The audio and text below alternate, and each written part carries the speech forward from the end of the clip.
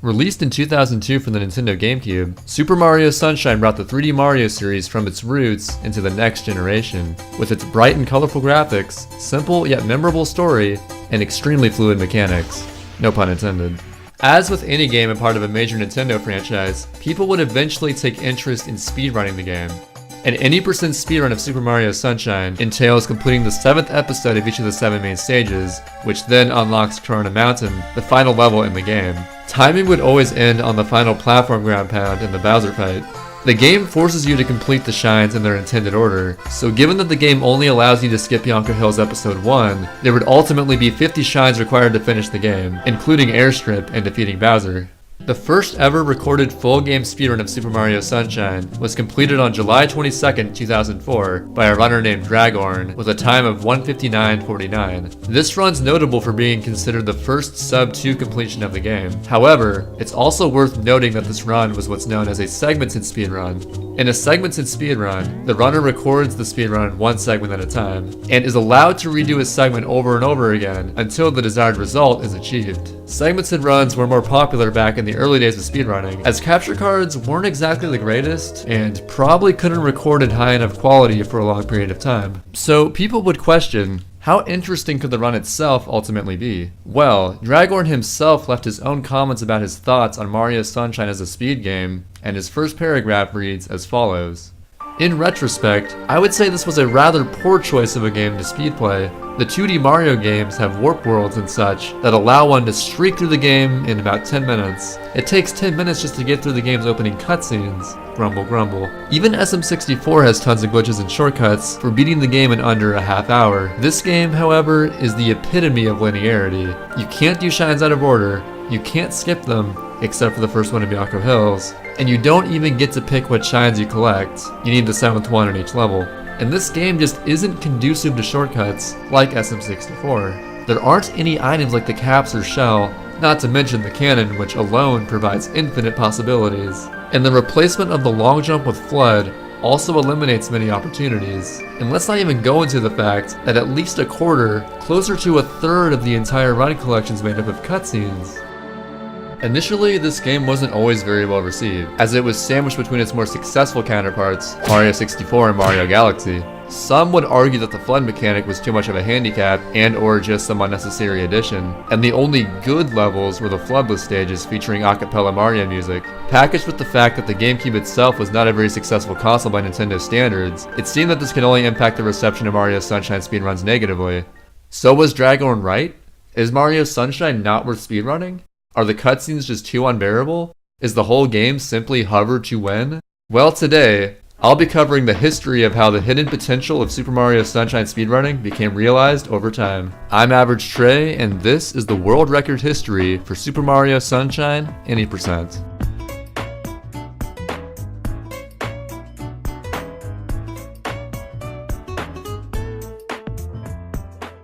So as you might imagine, Dragorn's segmented 159 has very unrefined movement. He seemed to have an irrational fear of water sliding, which, at its top speed, is the fastest form of movement in the game. The strategies used for Shadow Mario shines were also quite interesting. All jokes aside, this run definitely deserves respect for being completed in a time where there were literally no resources or community for this game yet. It's worth noting that even in 2004, the blooper race shortcut was known about, as well as hovering through the Ferris wheel in Pen 5. And also, the red coins in Gelato 6 were still pretty annoying.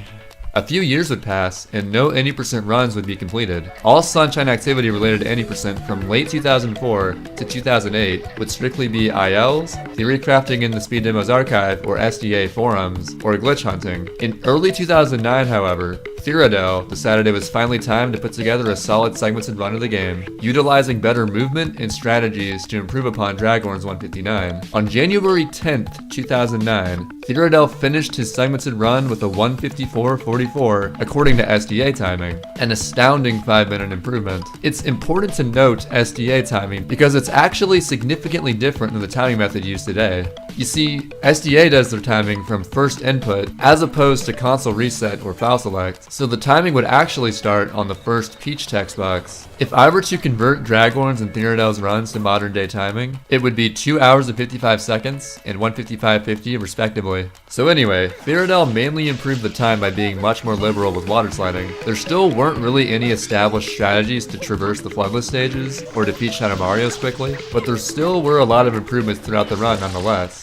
At the time, this run seemed pretty darn solid, but there was still a lot of things preventing Mario Sunshine from being considered a highly respected speed game. For example, the eel boss fight felt like kind of a crapshoot, the casino was a randomness nightmare, and there were just so many goddamn cutscenes. Would people ever get around these kind of issues in years to come?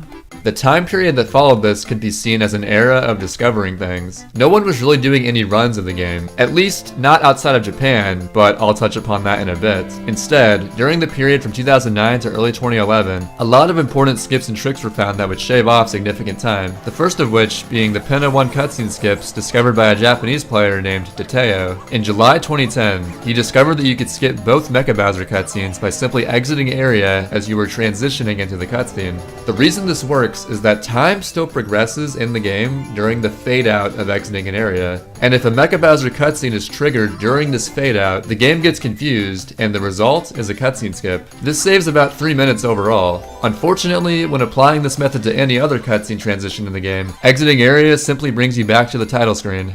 The next major breakthrough, discovered by Axon in October 2010, was Yoshi Skip in Pianta Village Episode 5. Normally, you're supposed to unlock Yoshi before being able to complete all of Pianta Village, due to the entry of the secret stage being blocked by jelly that only Yoshi can clear out. This meant that originally the 80% route forced you to complete Pinna Park before going to Pianta Village, in order to fulfill the requirement of unlocking Yoshi, completing Episode 4 of Pinna Park. However, when Yoshi Skip came around, this opened up routing possibilities that completed Pianta Village much earlier in the run. On top of this, the time saved from not having to use Yoshi to enter the secret is around 25 seconds.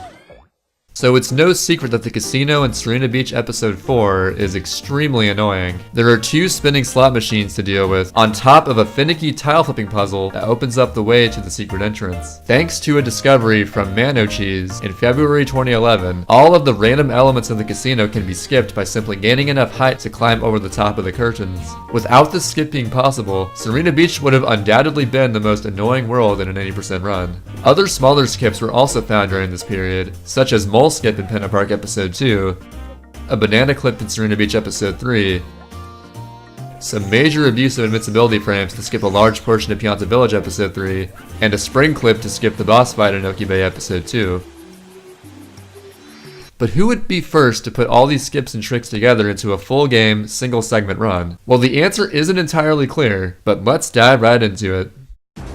So you know how I mentioned Japan earlier? It turns out that the Japanese were the original pioneers of what could be considered the modern era of SMS speedrunning. There were 2 dominant 80% runners that emerged from this region, Tobo and Chibi, who later changed his name to Sine Cosine, and I will be referring to him as such for the remainder of this video, just so that everyone knows that I'm not referring to... yeah, you get the idea. Both Tobo and Sine Cosine began learning SMS speedrunning in 2010, and both strived for a run that was out of this world, to a degree much higher than any Western runner could even hope to achieve. The first notable modern 80% record using all the previously mentioned skips was 134.50 by Tobo in October of 2011. Unfortunately, the history of world records between Theodore's 155 and Tobo's 134 has not been documented. It can safely be assumed that the Japanese players were single-handedly developing the 80% meta over the course of 2010 to early 2011, using skips that both Western and Japanese speedrunners had discovered during this period. Considering how low the standards of consistency were at this time, this run was nothing short of impressive. Interestingly, the route at this time opted to complete Pianta Village at the very start of the game. It was probably known this wasn't the most optimal route, but this was likely used as a way to get Yoshi Skip out of the way as soon as possible. Yoshi Skip was a major run killer when it wasn't very well understood, and Sidestep was the only known method. This was the first instance of modern eel strats being used. The eel fight in Noki Bay Episode 4 was extremely hard to do consistently fast before any strats were developed, but Tobo manages to pull off a 4-tooth eel, meaning that he cleaned off the 4 middle teeth before provoking the eel into eating him, and thus manipulating him to knock him back into his hidey hole and waste a buttload of time. He also successfully pulled off the cutscene skip, which occurs as long as you're flashing red from taking damage at the same time that you spray off the final tooth. おいだどん。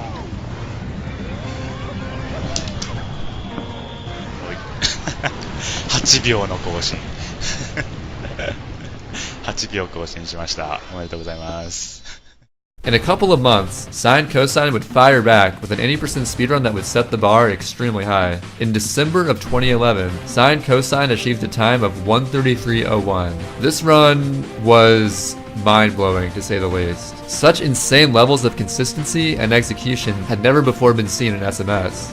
As a bit of an aside, I remember before I got into speedrunning SMS myself, as soon as I saw those windmill wall kicks, I knew this guy didn't mess around. Due to the nature of how Nico Live, a Japanese streaming website, handles broadcasting, both Tobo and Sine Cosine used a timing method that was acceptable at the time, later frowned upon, and then eventually deemed unacceptable on modern leaderboards. It wasn't segmented nor RTA, but they used what's known as time attack, or TA. A time attack run is a single segment speedrun that allows the runner to pause the game and the timer, and the runner can then resume the game and timer at any point that they choose. The reason this was convenient for Japanese speedrunners is that Nico Live forces the broadcast to segment at 30-minute intervals. Because of this, Japanese SMS speedrunners would complete 20 to 25 minutes of gameplay, and at a given text box, pause the game and timer, and then segment the stream. While this did solve the issue of Nico's broadcasting system, there was a clear advantage to doing this versus doing an actual RTA.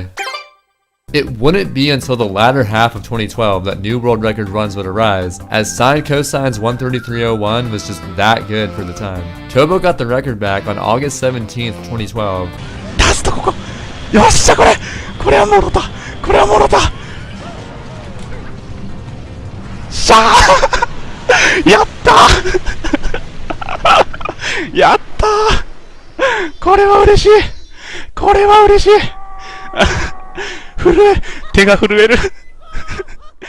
The route used in this run was new, as Bianco Hills was completed first again, and Rico Harbor was done really early in the route, right when it's unlocked.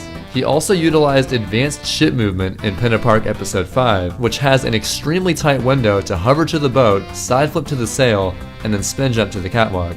Sine Cosine then got a time of 1:32:31 on October 7, 2012, but unfortunately he either unlisted or removed the video from his YouTube channel. Tobo proceeded to tie this time on November 8th. Later in the month, on November 22nd, Tobo improved the record by 24 seconds, getting a 1:32:07. A notable strat used in this run was an improvement to a previously known banana clip in Serena Beach Episode 3. In May of 2012, your boy Graham discovered what would come to be known as the banana split. By backflipping into the glass wall and timing a throw, this served as a much faster method of clipping into the pool room. Amongst any healthy competition of a speed game rising in popularity, some shady business is almost guaranteed to occur. In 2012, Racing on Speedruns Live, or SRL, was becoming very popular, and Racing SMS 80% was no exception. Racing was all in good fun and wasn't taken too seriously or observed with much scrutiny. That is, until one such race would change this forever, as it would cause figureheads of SMS to begin to crack down on those who don't provide adequate proof of a race they participated in.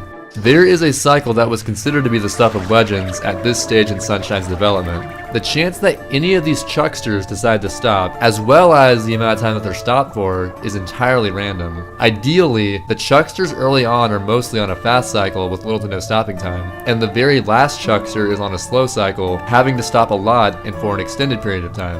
If the last chuckster is slow enough that he's in this corner when you get to this section of the level, it makes a cycle that saves a minimum of 20 seconds possible. Before it was known that you could mash the Y button to reverse a chuckster throw, the chance of making this cycle was deemed to be nearly impossible in an RTA. This very cycle plays a pivotal role on this scandal. On December 14th, 2012, this 80% race took place. Now, you'll notice amongst these results that there was a runner by the name of Ramel 12345667 who got disqualified. Well, to put it simply, Ramel spliced a mid-131 run for a race, and streamed the video playback as his race proof. He didn't do this just out of nowhere, however.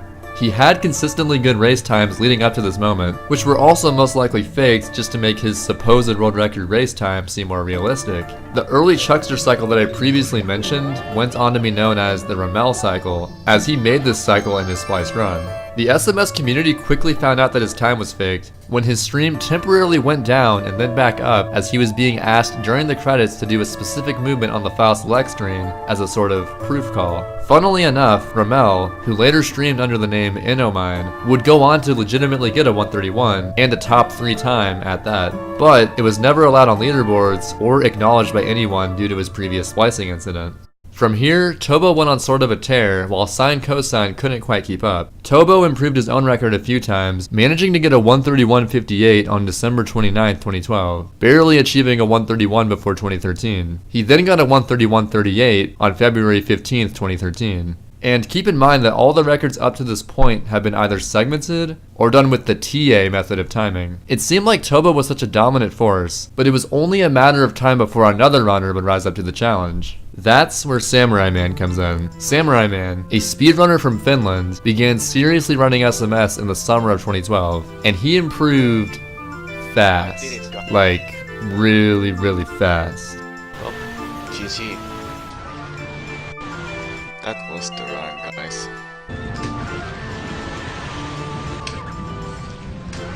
Oh my god. I did it. 132. 132. Samu is basically the kind of person who can get really good at any game he puts his mind to. Coming into 2013, Samu was definitely a top runner, but didn't seem like he was nearly in contention with Tobo yet. But on one fateful February 28th, that changed.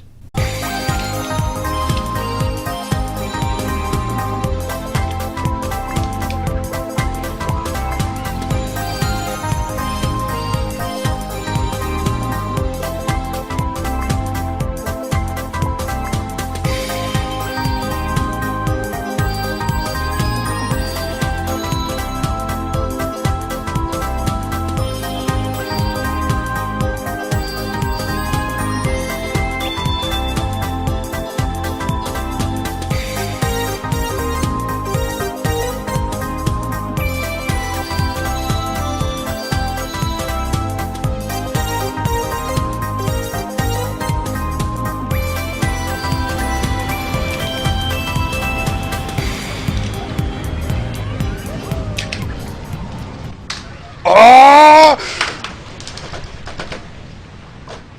Yes. Samu managed to clutch out a PB by a minute. This was also the first time in history that the any percent record was done RTA as opposed to TA, which meant that it was done in one sitting without ever pausing the timer. This record may have only been by 11 seconds, but there is no doubt that it left a huge impact on SMS speedrunning as a whole. He truly proved that you don't have to be Japanese to be the best at Sunshine. Tobo would quickly return to the any percent grind, and he took the record back by 3 seconds just a couple weeks later, once again using the TA timing method. He then beat his own 131.24 by 1 second exactly a month later. But the important thing about this run was that it was the first time Tobo managed to get the record using RTA. No video footage currently exists for either of these two times, but the 131.23 stood for a while, considering that Samu's former record was extremely good for his own standards, and he would need to practice and improve his skills before once again taking the record. Small movement optimizations were being developed, but no new strats were really found during this time period. After a couple months of grinding, Samu managed to drop the record down by another 15 seconds. Oh yeah! Yes! There we go. A new world record. A new world record. I personally saw this run live, and while it sounds cliche, it was definitely one of the best examples I've ever seen of how you should never give up. Samu pulled this run off immediately after losing 2 PB pace runs in a row to Nokibe episode 6. Yes!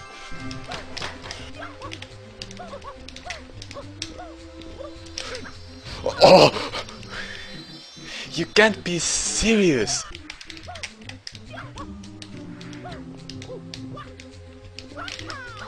What? No. Not only is the shell secret considered to be the hardest secret in the game, but it's also at the very end of the run, so it can definitely create a huge mental barrier. By this point, there was something on everyone's mind, as the times seemed to be approaching a certain special goal. I'm going to prove that sub 130 is possible, Kappa. Sub 130 would be the ultimate crowning achievement of SMS any percent, but it would just barely be possible with the knowledge at the time. Within less than a month, Tobo managed to get the first ever 130 time with a 130.45 on August 17th, 2013.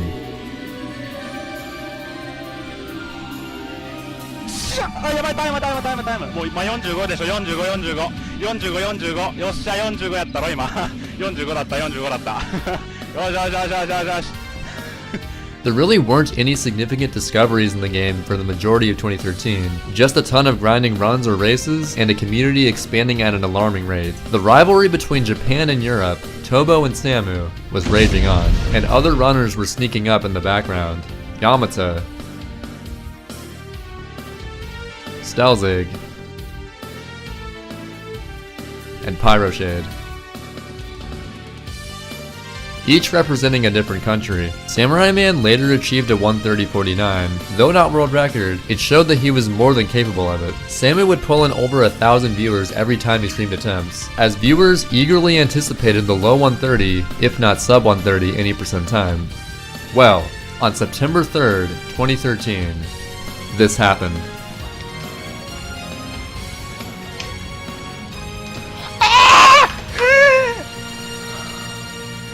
Well, that's the new world record. This went down as one of the most legendary speedruns of SMS in history. Samurai Man accomplished this run with essentially the same knowledge that was around for months, just with insanely consistent gameplay and fairly solid luck throughout. But how much did luck, or uncontrollable factors within the game, play a role? The variance in PD patterns in Bianca Hill's episode 5 can realistically cost over 40 seconds, even up to a minute over the optimal pattern.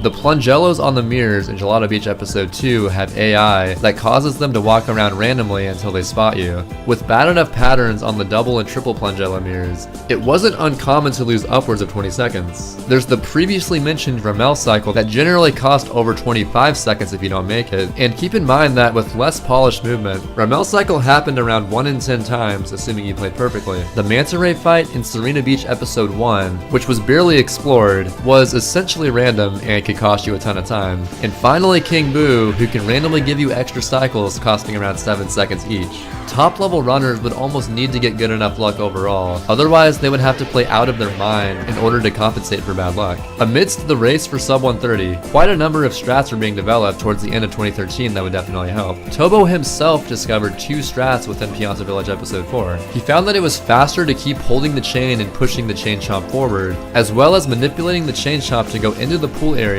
and with a well-timed grab make him fall in. 5-tooth eel was increasingly becoming the norm, better strategies for secret stages were coming out, and overall, people began really analyzing for more subtle movements of SMS to see where frames could be saved. Samurai Man and Tobo were still grinding runs almost every day, but the grind was nearly beginning to feel exhaustive for both runners and viewers alike. Awesome Games Done Quick 2014 came around, and as always with these large marathons, much of the attention within the speedrunning community shifts away from the usual streamers grinding runs to supporting or even attending the event itself. Well, it just so happened that a couple days into this marathon, while everyone was focused on the event and least expected it, this is what transpired in Japan.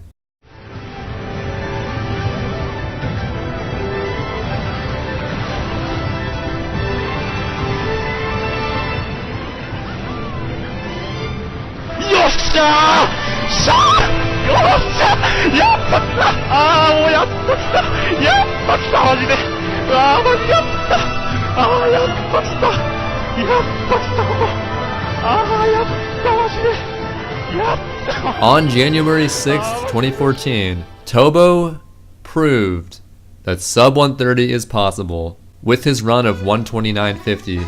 A run that achieved the SMS community's dream time, and better yet, didn't even have Ramel cycle. This started to lead to a hive mind belief of the inevitable fate of Mario Sunshine. It felt as though there was nothing else to really explore with the category, with the exception of a little known cutscene skip discovered way back in October 2012 by the famous Japanese SM64 runner, Honey. Honey skip is a trick in which you clip into this building, and if you manage to die on the same exact frame you enter the cutscene trigger for Penna Park, it will skip the cutscene. The reason that you die is that there's a death plane in most of the out of bounds areas that will kill you if you're touching the ground for the duration of 1 second. Even though honey skip was kinda known to be possible for over a year, there were no reliable setups yet created for it. People thought that the setup would be too slow for it to be worth it anyway, and you can really see why if you knew that the original setup involved some janky Y-cam return alignment. Top level competition seemed to die down, and with the exception of SRL races, motivation for running any percent was somewhat declining. Tobo's magnum opus, the sub 130 run, would mark the end of an era. So there's something I've been kinda brushing over for this entire video thus far. Gelato Beach. Gelato Beach in an any percent run sucks. Gelato 1 is okay, you know, the secret of the sandcastle or whatever. Sure, I'll give you that. Episode 2 sucks. Episode 3 is more or less an auto-scroller. Episode 4 is more or less an auto-scroller. Episode 5 is more or less an auto-scroller. Episode 6 sucks. And episode 7 is Shadow Mario. There is an interesting aspect to Gelato Beach, however, that doesn't apply to any other world in the game. The episode 8 Shine, the Watermelon Festival, exists in every episode of the world. Since the beginning of SMS speedruns, people would occasionally theory craft ways to clip into the glass and collect the shine in episode 1. Gelato Beach skip? Oh my god. Thus unlocking all the episodes immediately, making episode 7 available. People already knew that the shine was in fact a physical shine, because an alternate method of Gelato Beach skip was already known. Exclusive to the Japanese version of SMS, you can use Yoshi in episode 6 to clip through the ceiling and dive ground pounds into the shine. People using NTSCJ had a slight advantage because of being able to avoid Gelato 6 in any percent, but it really didn't save that much time since you still ended up doing the same number of shines. Obviously, years went by with no success in finding the skip, and it seemed as though it was hopeless. Then one day, along comes the Spyro speedrunner. That's right, the long sought after Gelato Beach skip, or GBS, was found on February 21st, 2014 by Tobal1, who doesn't even run SMS. This just goes to show that sometimes, having a fresh pair of eyes is exactly what you need to solve a problem. And if he or she is already a talented glitch hunter, that also helps. While this may seem like an obvious solution, the reason it took so long to find was due to how precise the setup is. Not only does the angle require you to grab a straight edge and align the camera forward, but you must align the camera from this direction rather than this direction, otherwise it still won't work. The discovery of the skip quickly went viral, and SMS runners were absolutely ecstatic. Not only would this save over 10 minutes in any percent, but it skipped what was widely agreed to be the most boring world in SMS. The race was on as a mad dash to get some free world records ensued. After gaining enough understanding of the skip to at least get it within 10 attempts or so, Samurai Man started doing runs as soon as possible. The first run that Samu completed using the skip resulted in a 1:24:24, a 5.5 minute improvement using a skip that saves 10 minutes. Obviously, there was a lot more work to be done. I previously mentioned that the United States was the weakest region by a considerable amount. But that wouldn't stop Paperario1231, as he fully capitalized on this moment for the US to finally hold a world record in any percent. Lido! What the hell? What was... Huh? Screw it. If I don't get a 1-2-1-1-1-2... Yeah, I'm not gonna get it. I don't even fucking care. I don't even fucking care! I did it! I don't know what to do! 5.1! Ah! Okay. Nice job, Paper. Ah! What's your final time? What's your final time? World record for an hour until Tabo gets it. What? Paper managed to sneak in a record for America, and a 1:22 at that. And as expected, a mere 20 hours later, Samurai Man got a time of 1:22:35. An improvement, yes, but still not even close to meeting his full potential. Tobo quickly got a run of 1:21:45, but of course, this still wasn't good enough to be worth highlighting. Within a couple of hours, Samu not only achieved a 1:20:36, but then a 1:20:32 immediately after that. BP. All on February 22nd. The original GBS setup, which lasted for all of one day, involved using 2 coconuts, one to disable the hitbox of the blender, and the other to do the skip. As you can see, by this point, the 1 coconut method already became the standard. The very next day, Tobo managed to get a 120.08. So within just a couple of days of GBS being found, the record had almost been dropped down to a sub 120 time. Samu and Tobo were the only runners who could realistically get a sub 120 at this point, so it was only a matter of who'd be first to get it. Well, 1 month later, Tobo finally got the first sub 120 in SMS any percent, but he didn't just get it by a little bit. His time was actually a 1:19.34, completely smashing his previous record by over 30 seconds. This run was an extremely solid run with the strats that were known at the time, plus the addition of GBS. A great surge of popularity for running SMS came directly from the discovery of GBS, so it makes it all the more insane that the 1:19.34 stood for over 5 months without being contested. This is perhaps when Tobo, already being a dominant player, was at his most dominant. A few weeks prior to performing this legendary run, Tobo delivered this tweet that states, "Tobo the WR hug," and at the time, this tweet really couldn't have been more true. Shortly after this record, Samurai Man decided to take a brief break from playing SMS, and the other top runners would need to seriously grind if they could even hope to get the world record. Over the upcoming summer months, several runners were improving their skills and closing the gap between themselves and the world record. Previously, I mentioned how Honey Skip was considered to not be viable for any percent speedruns, but Stelzig went on to develop the first reasonable setup for a run. By aligning Mario's forward position to where his shadow is first visible, standing in a specific spot, and ground pounding at the very end of a neutral hover, you can buffer a diagonal sidestep into the cutscene trigger and hopefully die on the exact same frame that you enter it. Stelzig, a competitive melee player and SMS speedrunner from Denmark, had a plan to eventually defeat Tobo with the help of his Honey Skip setup, which saved roughly 10 to 12 seconds if performed quickly. Stelzig kept grinding away at Sunshine over the summer of 2014, and was excelling in various categories. When it started to dawn on him that he had the potential to take the most prestigious record in SMS, he shifted his focus entirely to any percent toward the end of July. 1:20.01. Stelzig would sometimes like to grind offline attempts so that he could watch videos or streams during runs to take his mind off the pressure. On August 1st, Stelzig uploaded an extremely heartbreaking video that showcases an offline world record pace run that died on the Bowser fight. Unfortunately for Stelzig, he just couldn't quite handle the pressure. Chokes of this magnitude can psychologically be tough to overcome. As the month of August went on, Stelzig couldn't even manage to get a 1:19, let alone world record, despite proving beyond a reasonable doubt that he could do it. What?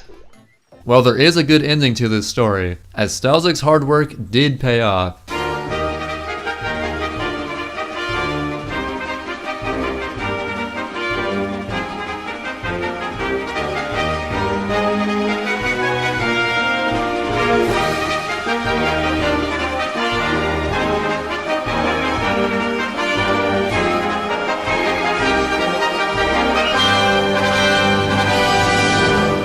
He achieved a world record time of 1:19.24 on August 25th.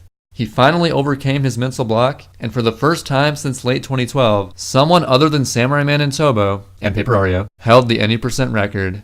About a week before Stelzig took the record, Samurai Man started doing some SMS any percent runs just to see how he would do, but wasn't entirely sure if he would come back to serious grinding or not. He actually managed to get a 1:19.36, just 2 seconds off Tobo's former record, 4 days before Stelzig's 1:19.24.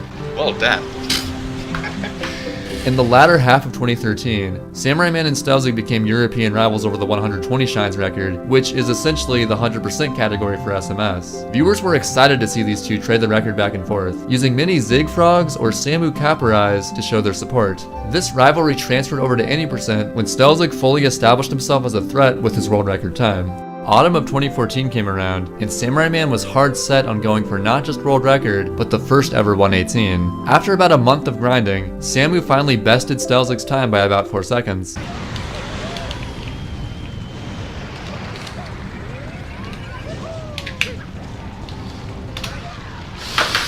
Oh my god. Samu still didn't use Honey Skip at this point, so he even had a 10-second deficit to account for. So guess what happened just as Samu had begun to take in the excitement of once again being number one?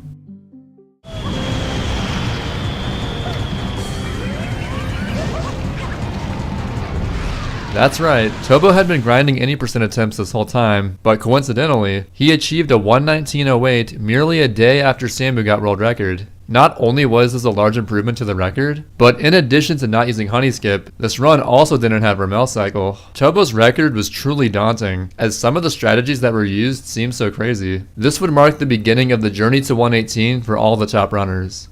Many American SMS speedrunners were racing any percent regularly, sometimes on a nightly basis over the next dozen months or so following the discovery of GBS. When racing was extremely popular, there was no denying that the US had a lot of solid players, but no one was really a world record contender. As fate would have it, one particular American was on track to break this mold. I will just let the following clip introduce him.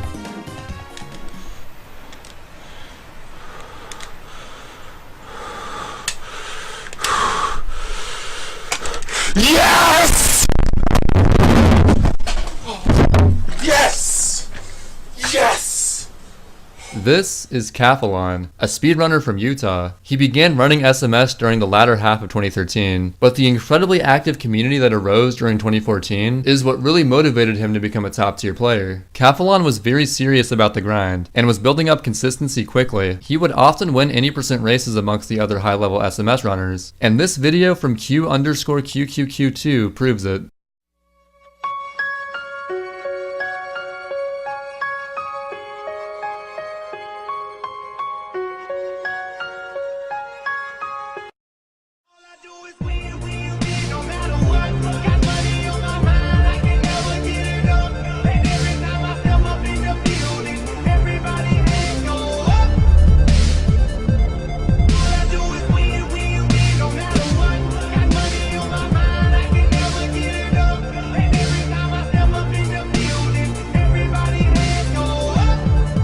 Everyone knew that 118 was realistic after Tobo's 119.08 happened, and Cathalon was dead set on being the first one to achieve it.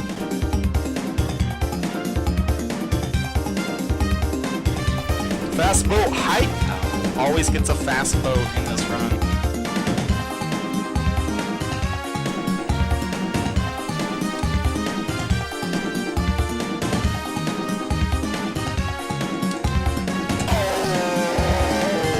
Third place! 2014 was coming to an end, and it seemed that one of the top runners was destined to get the first 118 any day now. While on January 14th, 2015, Cathalon, but more importantly the USA, would leave its mark in SMS history.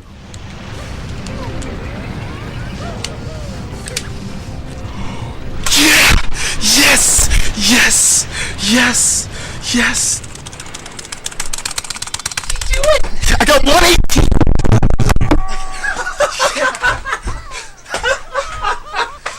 Cathalon was the first American to put in the work to get a solid world record time. This run was truly inspiring, especially for the Americans within the SMS community. Zach, you did it! Dude, world record hug, dude.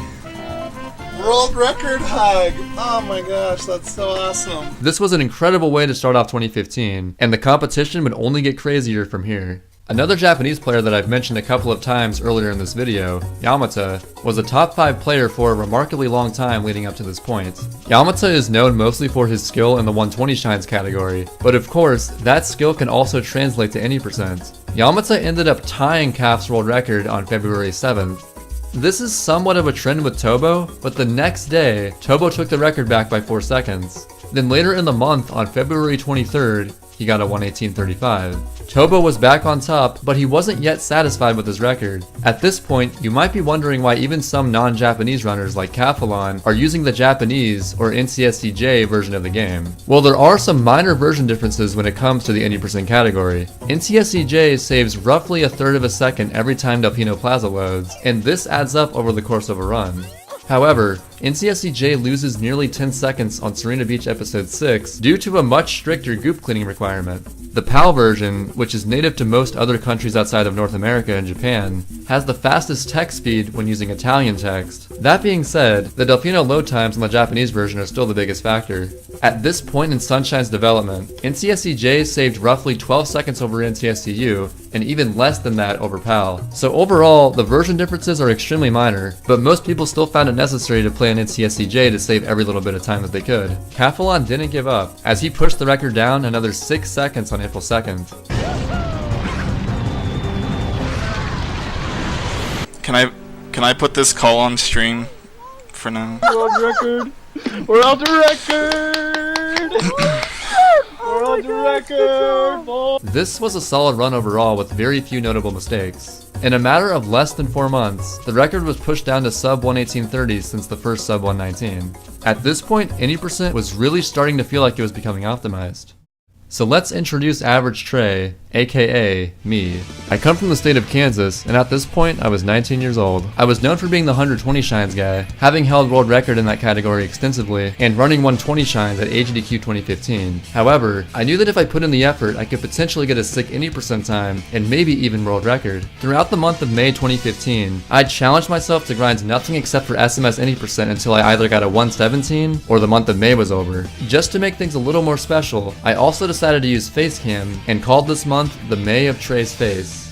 Going into this month, I was over a minute behind Cap's world record, but I was confident in myself to improve. It's important to note that this is the point where the timing standard in the West officially changed to what we currently use today, file select timing. This method starts the timer on selecting start on the file select screen rather than soft resetting the console, and saves around 7 seconds. Japan, preferring to stick to tradition, still uses reset timing to this day, so all Japanese players' times get converted as a result. Had file select timing always been the standard, then that would have meant that Samurai Man was in fact the first person to get sub 130. Anyways, I present to you the results of the May of Trey's Face.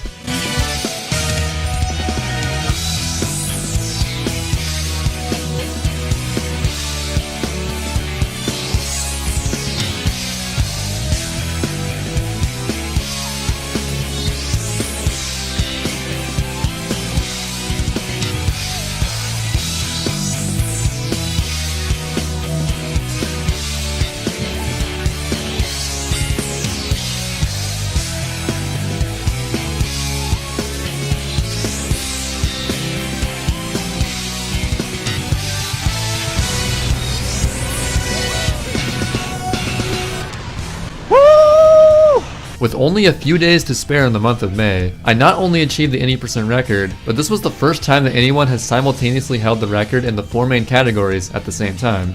4 out of 4, US Trey. 2015 was without a doubt my strongest year in speedrunning, and it was super exciting to achieve a time that I was constantly doubting that I'd ever reach. Dude, I Shrek'd the calf. For now. But he'll be back. Alright, he'll be back. And oh, how right I was. Because only a couple weeks later, Cathalon improved the record to a 118.17. I actually didn't, I thought this was, shitty chrono of all time. Caf was on the grind for 117 at this point, since that seemed to be the peak time that SMS any percent would ever reach. On June 28th, Cathalon was on the run of his life. Things were looking good leading into Noki Bay, but in the very last episode before Corona Mountain, things took a turn for the worse.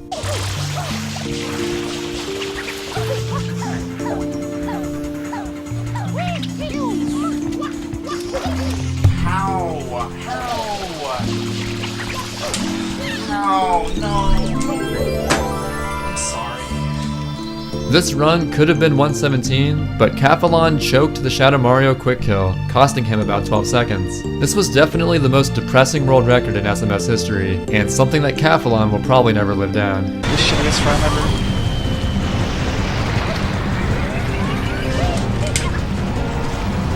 Thanks for watching, people.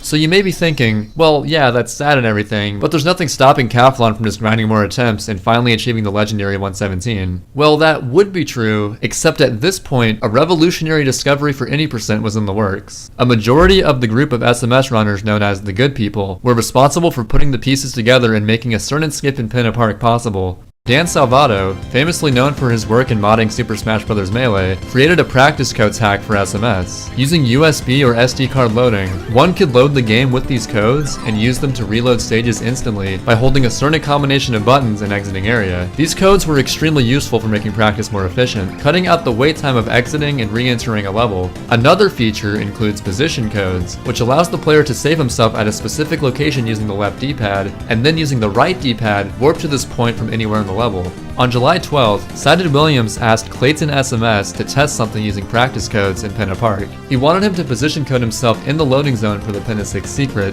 and then in a mission other than episode 6, get an orange Yoshi outside the park and use the position code to test if the loading zone was still there.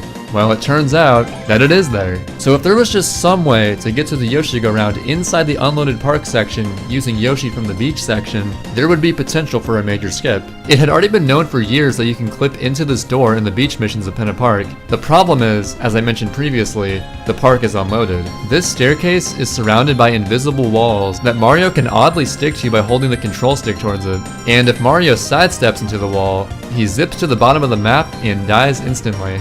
Pyroshade discovered that platforms created from spraying an enemy with Yoshi's juice could pass through these invisible walls into the unloaded park.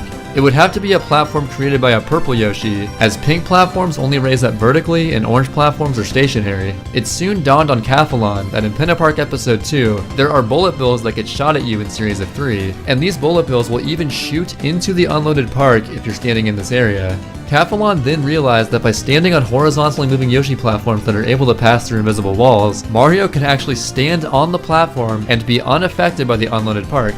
And it was at this point, people knew that this skip could actually become a reality. So here is how the skip should work in theory. First, you would unlock Yoshi by completing episode 4 of Pinna Park, then go to episode 2 to perform the skip. You would eat a durian in order to turn Yoshi purple so he can create platforms that move horizontally. Then, you would use a glitch known as fruit storage to store a fruit that turns Yoshi orange. In order to do fruit storage, simply grab a fruit with Yoshi's tongue and dismount Yoshi before he actually eats the fruit. This allows you to eat the fruit from any point in the level that you'd like. After storing a fruit, use another fruit to clip into this door. The standard black bullet bills will never give you the proper angle to reach the Yoshi go-round, but there are special purple bullet bills that can spawn randomly, which have homing properties. You would create a setup that allows the bullet bill to face a certain window of angles, spray it at the correct time, then ride the platform through the unloaded park. At any point during this ride, you would eat the orange fruit that you stored so that you can access the loading zone, and bam, you've effectively skipped the entirety of Pinna Park Episode 5. The first person to actually pull this skip off on console was Kenny Cola. So there you have it, you can now access Corona Mountain with 43 shines instead of 44. It goes by a variety of names, but it's most formally referred to as Early Yoshi Go Round, or EYG. If this skip is done optimally and with first cycle purple bill, it could save up to a minute. But here's the thing. People thought this skip would only be possible on the NTSC-U and PAL versions of the game, as NTSC-J doesn't have fruit storage. But a day later, Jared's Giants discovered that if you set the fruit that you used to clip through the door in just the right spot, Yoshi could eat the fruit through the door. Not only did this save time since you could use one fewer fruit in the setup, but it made this skip possible on every version of the game. The first world record completed using this new skip was also the first 117 ever. Yamata got a 1:17:58 on July 16th, 2015. There was obviously room for improvement considering how much time this skip should save. Later that same day, Cathalon got a 1:17:55, making his quest for 117 bittersweet, as he never quite managed to get it without a new major skip. The biggest problem with EYG was readily apparent: the luck factor. It could literally take over 10 cycles before any purple bill showed up in some cases, as you're never guaranteed to get any purples on any given cycle. This skip adding yet another major element of luck to the run was extremely troublesome, as it would mean that the chances of an amazing run coming together was even lower than before. Whenever a major skip is found, it's almost destined that a new up-and-coming runner would capitalize on it and rise to the top. Nindide, a fairly experienced speedrunner at this time, had been running SMS for about a year at this point. He was notorious for always going for the most ridiculous strats possible for his skill level, and would often pay the price for it. But the thing is, despite all the resets and ridicule he received, this turned out to be a brilliant strategy for reasons that I'll get to later. On July 24th, Nindide left his first impact on SMS any percent world record history, getting a 1:17:50. Dide actually skipped 118, which is nothing short of insanity. No one could have seen this coming. This dude, who streams with compressed splits and doesn't even record his game audio, just came out of nowhere and swept up the 80% record. And people wondered, why is there no sound? Well, the answer is, because there is none. A couple weeks passed with no new records, which is surprising considering there was so much time that could be saved. EYG was just so difficult and random that it was hard to clutch out a world record run. I took the record back on August 11th by finally getting a decent run with EYG.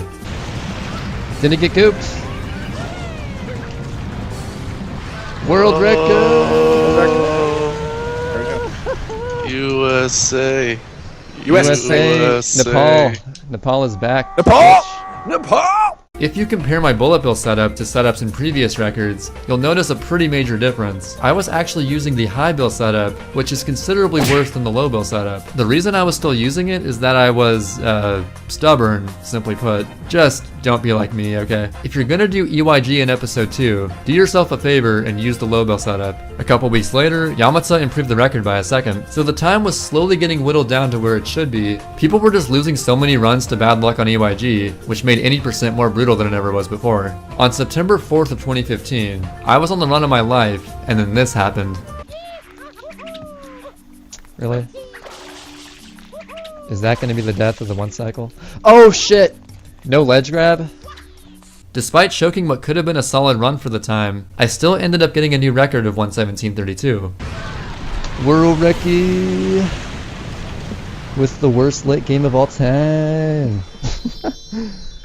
God damn it. I was pretty disappointed to say the least, knowing what this run could have been. Well, wouldn't you know it, Tobo once again took his throne back, getting a 1:17:25. It's truly amazing how Tobo had been around for 5 years at this point, and was still able to break the record every now and then. Tobo had this strange sense of pride regarding his times, however. Being that he is Japanese, he stuck with reset timing along with the other Japanese runners. So to him, his 1:17:25 was actually 1:17:32, which only tied my record. He wanted a time good enough to beat the record by at least 7 seconds. Because of this, he still didn't feel it was necessary to highlight his run, and kept on grinding to improve the record further. It wouldn't be a true SMS history video without mentioning a Japanese player named Zelpiku Kirby.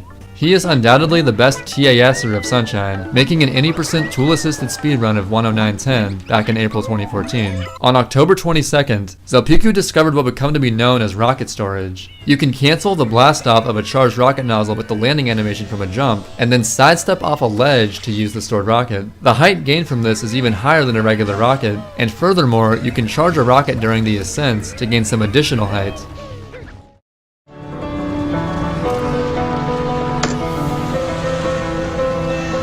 Wow, that was quite a run. They're cheering for me. They're cheering for my sub 140. Bouncy Boy started running Mario Sunshine in the summer of 2014, and over the first year of his streaming career, he would stream practice and attempts of SMS daily with few exceptions. B-Boy improved extremely fast due to not only the amount of time he put into practice, but the effectiveness of his practice. He was a major proponent of individual world runs. IWs are useful for practicing consistency that individual level practice alone can't exactly provide. At the advent of EYG, he was already a top 10 player, and the new skip further motivated him to push the brink of what he knew he could accomplish in SMS.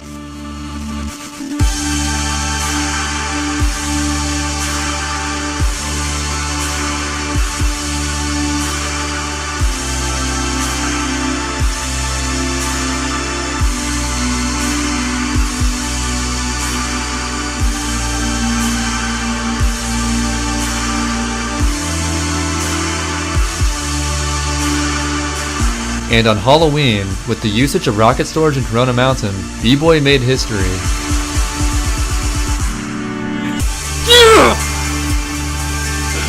Oh my god! But he wouldn't stop there. Yes! Yo, we did it. That was like the easiest PB of my life. Finally, a time had been achieved that's over a minute ahead of the record before EYG was discovered. But this only raised the question, how soon would 1:16 happen? Surely a time of such magnitude would create a mental block for months to come, right? Nope.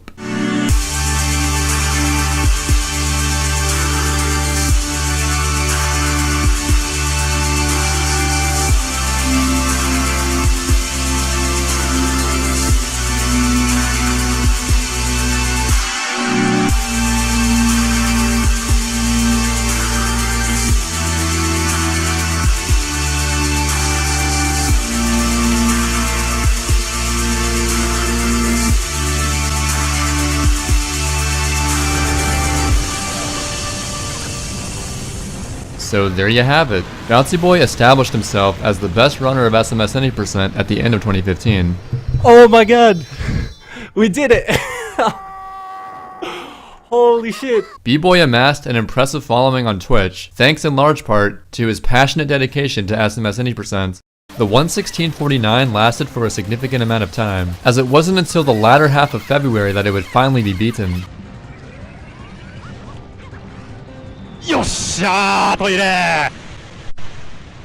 Tobo was truly a machine. It's rare that such an old school player of any game can hold up to a much more difficult modern standard. They often say that you can't teach an old dog new tricks, but this old dog could adapt to just about anything.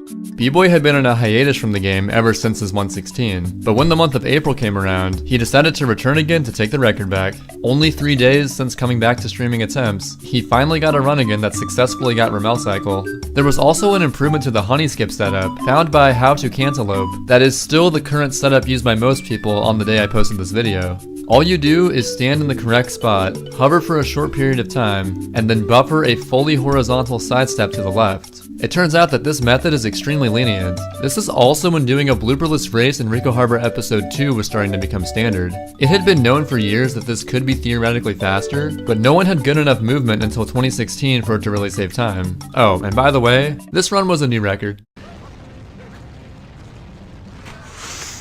Yes! Yes! Dude, it took 3 days.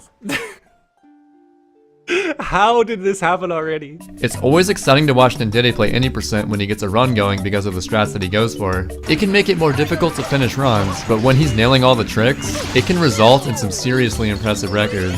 Dide knew that he had the potential to get the record because his previous PB lost a ton of time to luck in EYG, but when a run came around that had good purple bill luck, he knew he had to clutch it out.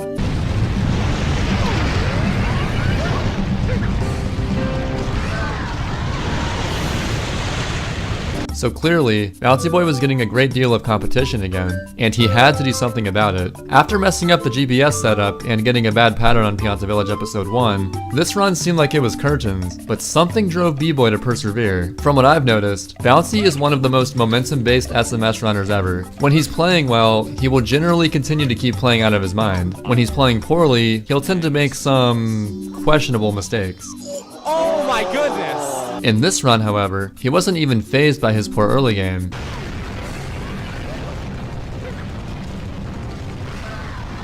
Hey, did it. But he wasn't quite satisfied with his time. As I said early in the run, this run sucks. I'll get 115, hopefully tomorrow.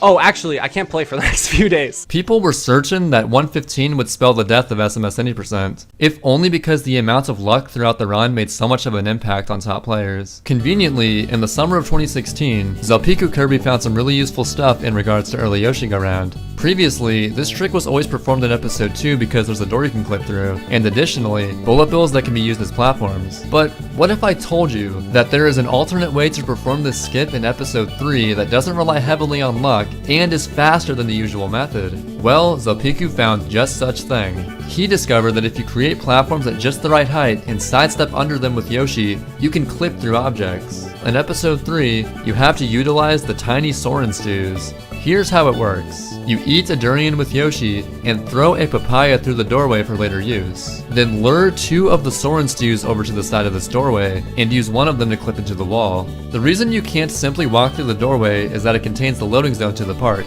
Once you've clipped into the unloaded park, you lure the other stew towards the invisible wall. Spray the stew with a properly aligned angle, eat the papaya that you threw into the doorway, and ride the platform to the Yoshi go round.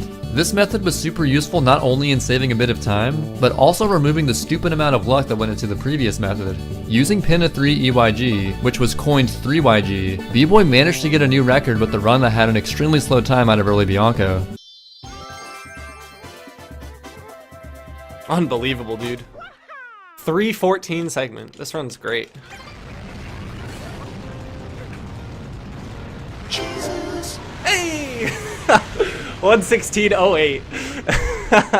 This run had a 17-minute Bianco 5. Are you fucking kidding me? SMS was on the cusp of seeing a 115 completion, and Bouncy Boy, Tobo, and Ndide all had the potential to get it. The strats that top players could go for to save 1 to 2 seconds were getting pretty ridiculous. I would like to reiterate just how crazy Ndide is. He will truly go for whatever it takes to be a little more optimal than everyone else. And this is the turning point at which all of that patience with going for the best strats really started to pay off for him. The final strat that I would like to formally talk talk about in this video is the fastest cycle that humans can go for in Noki Bay Episode 6, the Shell Secret. Referred to as Ham Cycle, it's possible to go fast enough in the first section to actually reach the side of the green peg on the spinning block. As seen in this IL from 2015 by Pyroshade, no one would even think of going for this strat outside of IL attempts. Except for Nindide. On July 23rd, Nindide got the first ever 115 in Sunshine Any percent.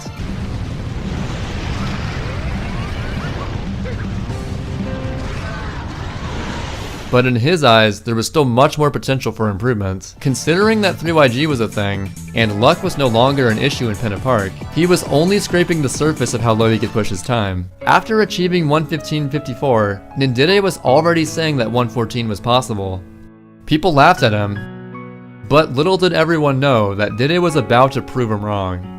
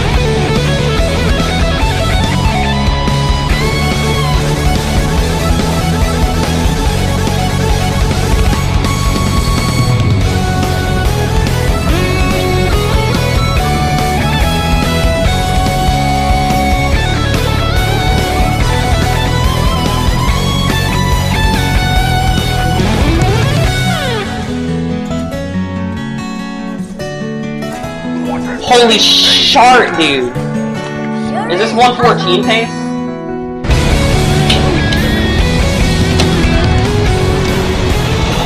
Oh my god, dude! It was pure insanity what Nindide accomplished in 2016. As it turns out, it was a brilliant strategy to go ahead and learn the hardest strats immediately, as it clearly helped him in the long run. Before Nindide started rising up, no one could have seen it coming that a 114 would possibly happen at all, let alone in 2016. Some of these strategies are very all or nothing, and it can be hard to justify going for them if it only saves like 1 second. But a single second saved on multiple levels can add up very quickly. Nindide seemed to be slowing down the momentum a bit now, as a few months passed in 2017 with no new PBs. Other top runners had to simply work towards closing the gap between their times and the daunting 114.58. A Japanese runner named Leviton was improving surprisingly fast in the spring of 2017. Leviton had been around as early as 2013, but he took a break from the game for about a year and came back even stronger. Leviton became good enough to even contend for the world record, which he proved in his 80% speedrun in 115.05 without Ramel cycle. The nuttiest thing about Leviton is that he went for relatively basic strats for a top player, but was extremely consistent at pulling them off in a single run. He could achieve times that were within 2 minutes of his sum of best segments, which is pretty much unheard of for any other runner. Well, on May 9th, Leviton got a 114.55 and finally took the record. Kind of. Not officially. Unfortunately, he completed his run offline, and he also had a recording issue that prevented him from having video proof. As a result, his time was not allowed on the official leaderboard, as world record times must have proper video proof, no exceptions. All we got was a screenshot of his splits on Twitter, and a glint of hope that someone could finally best Nindide's long-standing dominance. People were a little annoyed, knowing that there was a time that was unofficially better than the current record displayed on speedrun.com. Later in the month, however, that would no longer be an issue.